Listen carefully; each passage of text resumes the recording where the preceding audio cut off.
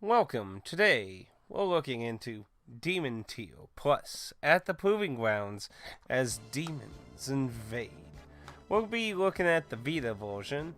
However, as a quick note, this is available on Switch, Xbox One, PS4, and on Steam. However, it's important to note the console and Vita version are referred to as Demon Teal Plus, as the Steam versions refer to just as Demon Teal. The big difference between those two, as far as I understand, is slightly a better workaround on the bug issues that are in the Steam version, apparently. There were several adjustments that were made slightly better in the console handheld versions, as far as I'm aware of.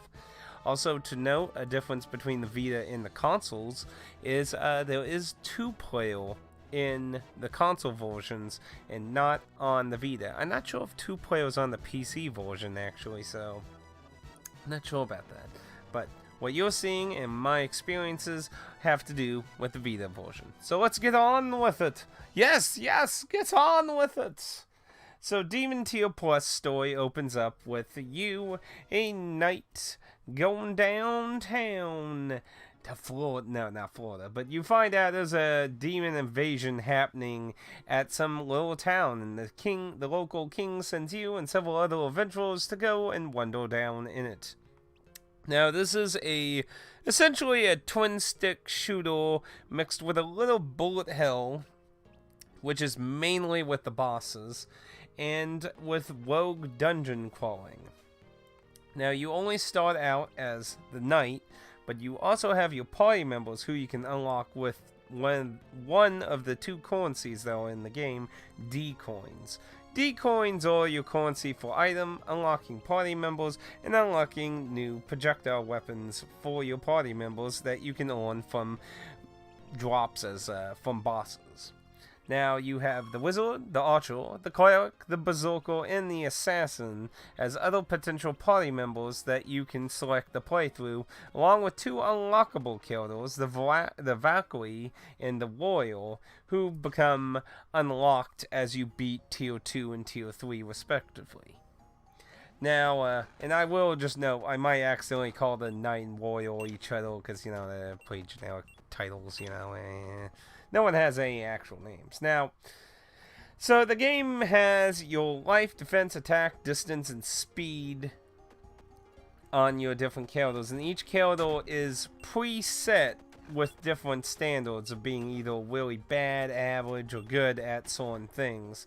When you go through the dungeons, the second currency, gold, which honestly could have just been EXP, but after you clear a floor, you get to spend your gold on improving their different elements, along with you can increase the magic meter, which is your stamina's quickness and recharging, which each character has a completely different unique ability that varies on each character. For example, the knight gets increased defense, the wizard has a giant explosion she can let out, while the healer, the Valkyrie, can both heal each other. The assassin can change their projectile into 3 projectiles at one time with their special ability, and so on. Now, you can get different projectiles unlocked at the blacksmith as drops from bosses, but as far as I can tell, aside from changing the sprite, it doesn't really change like how it's fired. There's not like a unique twist. It's just a different sprite that's basically the same dimensions, so you're not like throwing more or less. Now, however, these different weapons you can unlock do add on top of their existing stats, like they might give you 5 health, or it might give you 2 speed and 5 attack or such. So they are useful to unlock, especially if you're not too good at the game. Now, there is a bit of a Dark Souls element with the D-coins. If you die, you lose your D-coins, and you have to go and retrieve them if you want to get them back. And since early game D-coins are very useful, because you'll want to pick a character's ability that you like, potentially mainly. Their stalling stats ain't the end, but they can matter a little bit if you have some troubles. But like I said, you can level up their life, defense, attack, distance, and speed. You can also devote gold into a stat that increases your D coin drops, as that's based off the kills you get. So you can actually speed up how many D coins you're getting. On top of that, there is an item shop that sells you potions. You can have 3 potions on you per trip, and they can heal you up. You have magic rope for escaping, so you can avoid losing your D coins. Silver keys for prisoners. Gold keys are for the big chests in the dungeon. There's usually a gold key if there's a big chest on the floor. And as you progress through the tiers, you'll also unlock a master key that opens dungeon doors, and a meta key that opens all chests. And it's reusable, so you only need to buy 1. But that's only basically after you beat the game, so yeah. Now, the thing that I find interesting with the game that, how should I put this? I don't want to say lazy, but essentially this is one of the games where you replay to get more story out of it. And I don't particularly like that, because there's nothing different aside from it being slightly harder. I would have liked it to add some additional bosses per one. You have tier 1, tier 2, and tier 3 going through the dungeon. So if you want the full scope of the story, you have to beat all the game 3 times. Which, to be fair, tier 2 and tier 3 are vastly easier if you use the Valkyrie, because she can literally get to the point where she can spam heal. It's kind of ridiculous, actually. OP ridiculous. But you won't have that choice for tier 1. So, it uses a rogue dungeon system. And my only real criticism using a rogue system, if you know me, I always find it slightly worrying when you advertise an indie game with rogue elements, because if designed right, it complements the game, but some indie developers use the rogue elements to generate the game for them, and sometimes it runs into issues.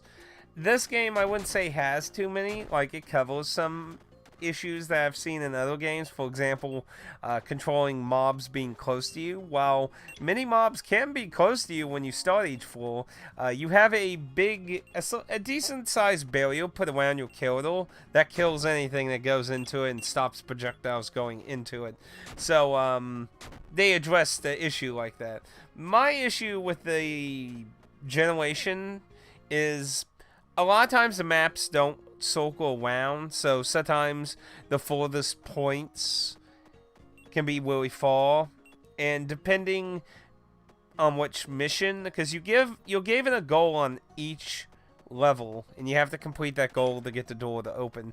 There's a particular one where you eliminate all enemies, but must also repel the Weeple, who is a creature that appears after 5 minutes and will stalk you until you leave the floor, and will kill you. And you can't stop them. You can repel them, which is an incredibly small pushback. In certain scenarios, you can get kind of screwed by this, because when you eliminate all enemies on a repel Weeple after, because those just eliminate enemies and then eliminate enemies and repel the Weeple. When you kill the last enemy on that, it immediately, regardless of how much time has, forces the Weeple to appear so you can repel him. Now, I get the idea, like, let's say you had 2 minutes left, where it's like, well, I gotta run around for 2 minutes.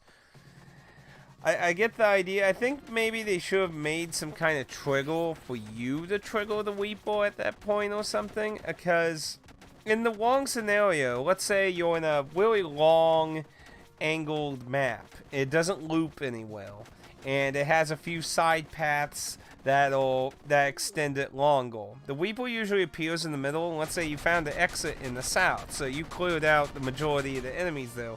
So you work your way north, and you clear out the enemies there, the Weeple spawns, and now he's walking your way towards you, and he's between you and the exit.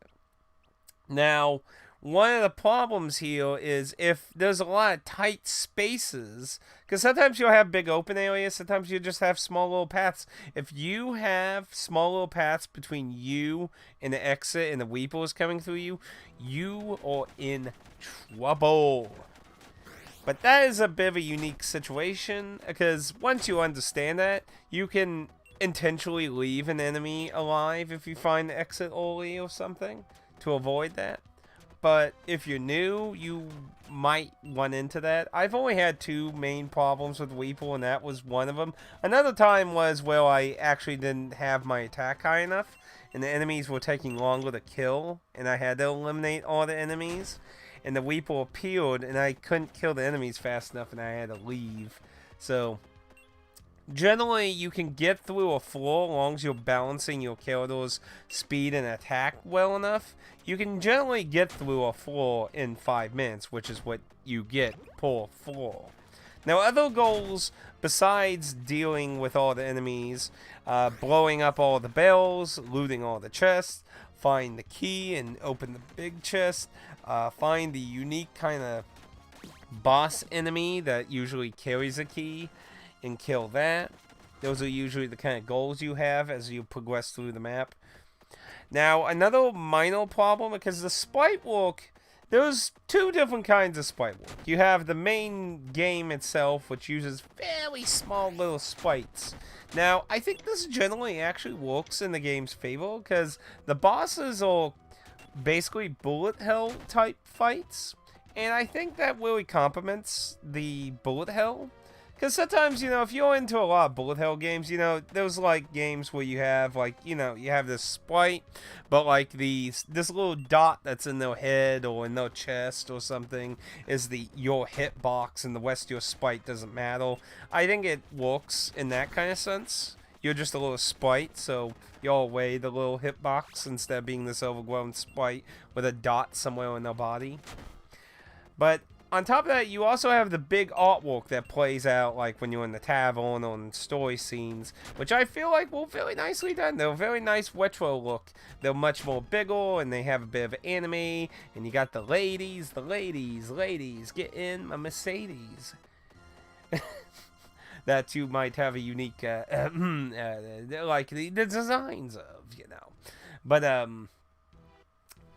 you'll work your way through the dungeons, and you'll gather gold and decoins. Like I said, you get decoins from killing enemies, and you get gold from drops from enemies, chests, and that. Now, your gold is exclusively used for boosting your stats. You can't use it in town or anything. Which is why I think it's weird that they didn't call decoins gold and just the gold EXP or something. But, that's the way the game went about it. So, you use your gold to stat up per every floor, and your decoins just build up until you either die and lose them, or you go back to town and spend them. And you will need varying amounts to unlock your party members and weaponry at the blacksmith. Primarily, I'd say load up on 3 potions, 3 prison keys, because you can always find 3 prisoners in the dungeon throughout the entirety of the dungeon, and they will assist you with some extra projectiles, though the range be short, and escaping the dungeon with them rewards you extra decoins. So, if you're looking for more decoins, it's just a win-win situation. Whoa. At worst, though, they can maybe sometimes mess up looking for your character, having 3 other people following you.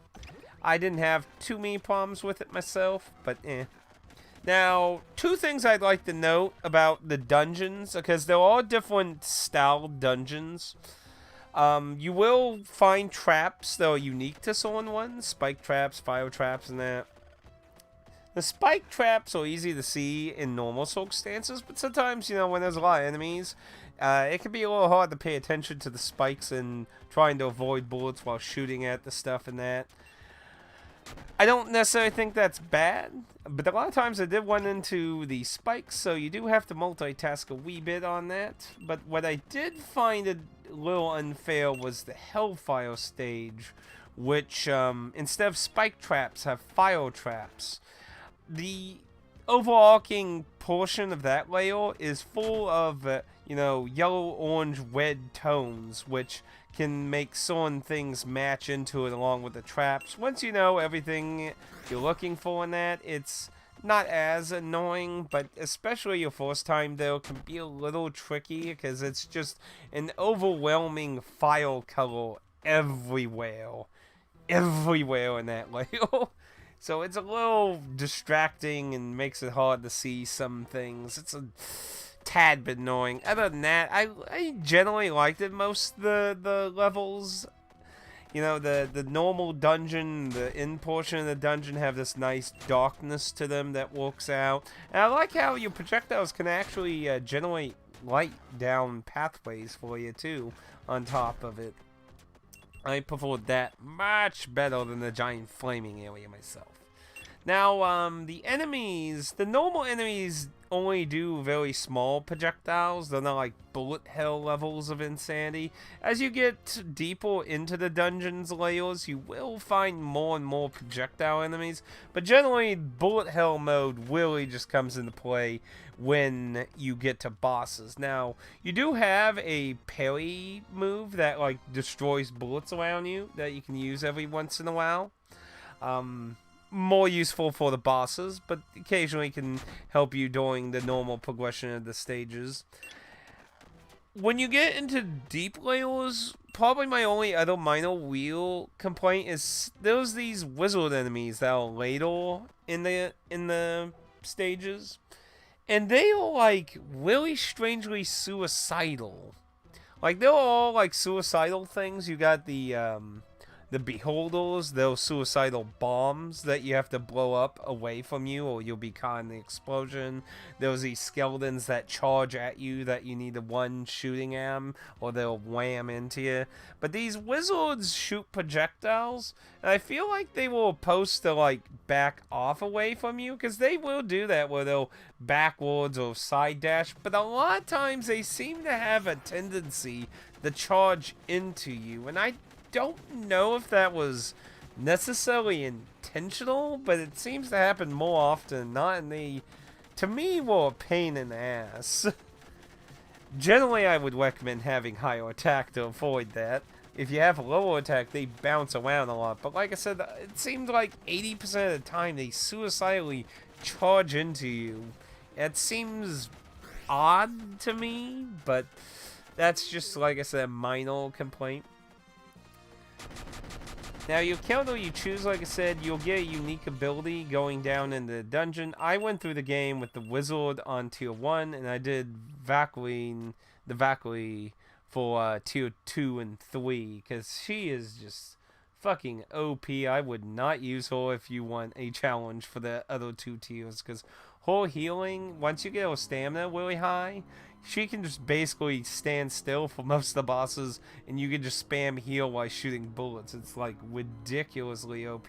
I don't know why she's the first unlock character and the warrior is the second unlock character. He's very powerful too, but I mean, she just can heal through lots and lots of stuff.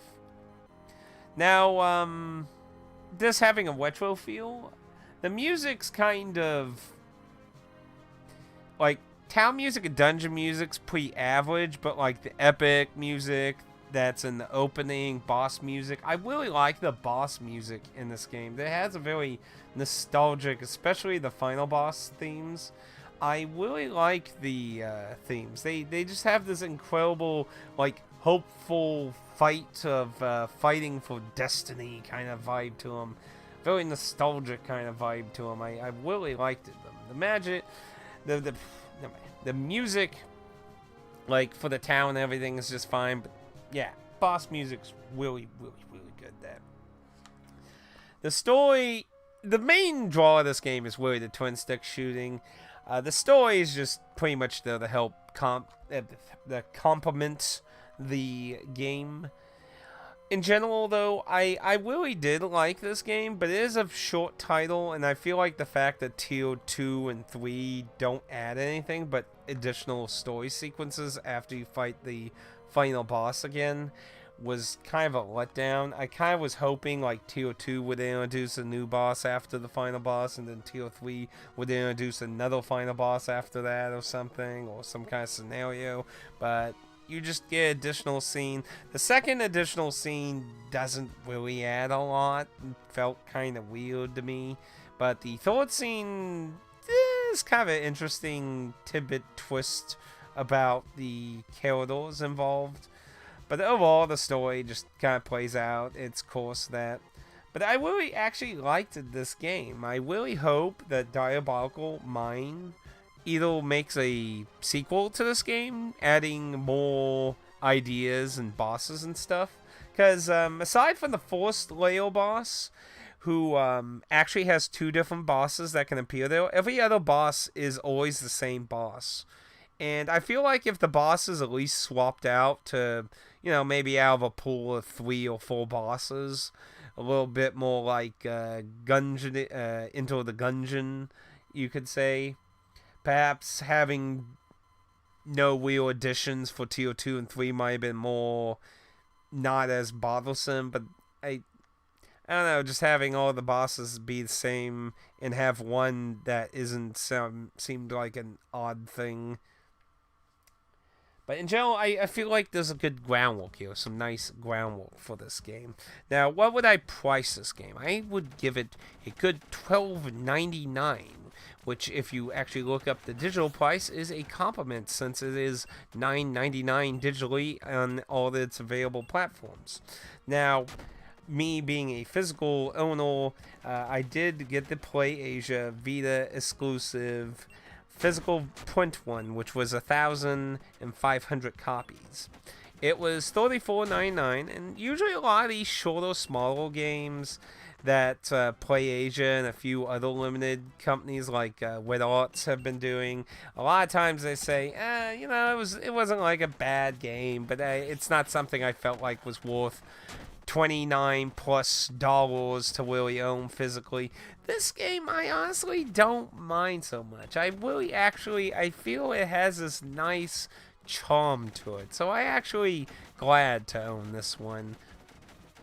I just really hope Diabolical Mind looks into doing something more with what he built. He, she, they built here. Now, if you're looking into getting this physical version I got, you'll probably better off just asking Wet Arts game to do a PS4 Switch one. Because, like I said, there was only 1,500 copies of the Vita version, and the cheapest ones are $74.99, going all the way to fucking $200 on eBay right now. So, and the reason I say probably go to Wet Art Games Twitter account and ask them about a PS4 Switch version is because Wet Art Games did a few of Diabolical Mind's games in the early start of printing limited games. Plus, they did Cowcat, which Cowcat ported Diabolical Mind's games to consoles. So he didn't make this game, he ported this game.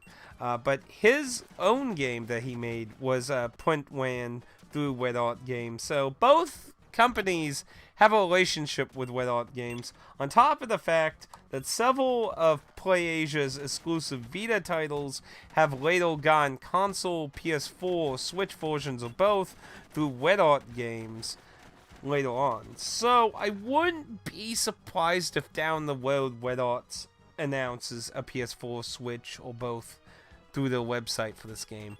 And if not, then I would go bug them if you're interested in a physical version, because that's probably much better hope than trying to buy this on eBay for a reasonable price, because I don't think you're ever going to find it for a reasonable price on eBay for the Vita version. So dream on, probably will. But I definitely recommend this game. It is a cheap $9.99 digital game if you go digital route. And like I said, the consoles have co-op, not the Vita, but the console version. I don't know about the PC version, like I said. There is no online, as far as I know, either. So you will be doing local in that sense. But I didn't really have any general bugs or anything that happened with this game.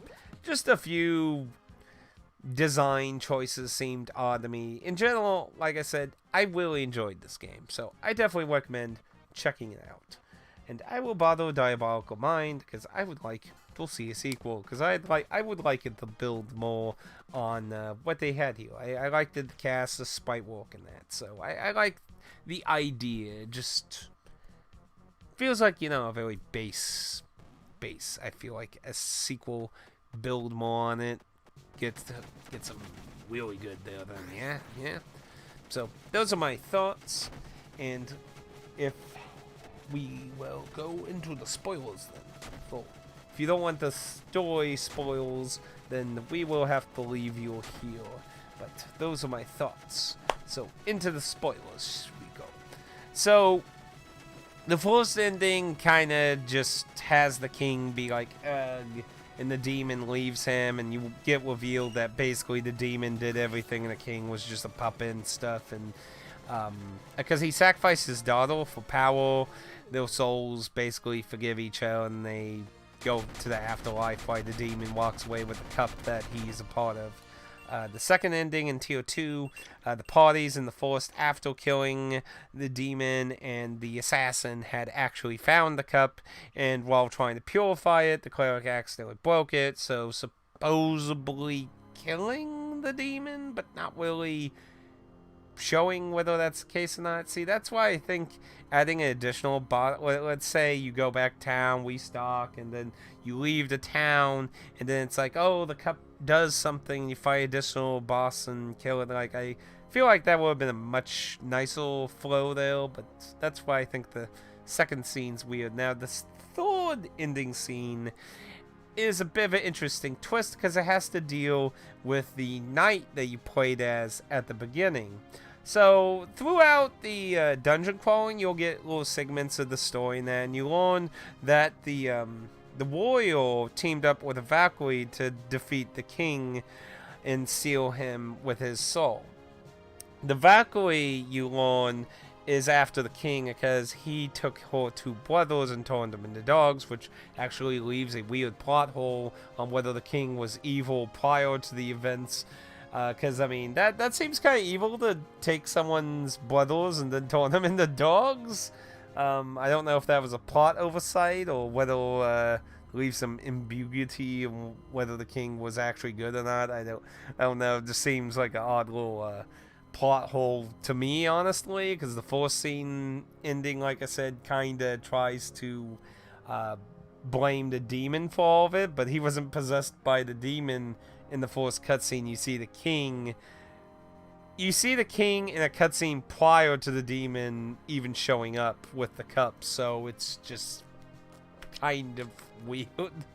But she's going after the king to save her brothers, and she saves the warrior who was on the way there, who barely lived, and heals him. And then he says he'll join her to defeat the king, but before they leave, he asks her to save a knight who took a blow for him, and he would have died otherwise.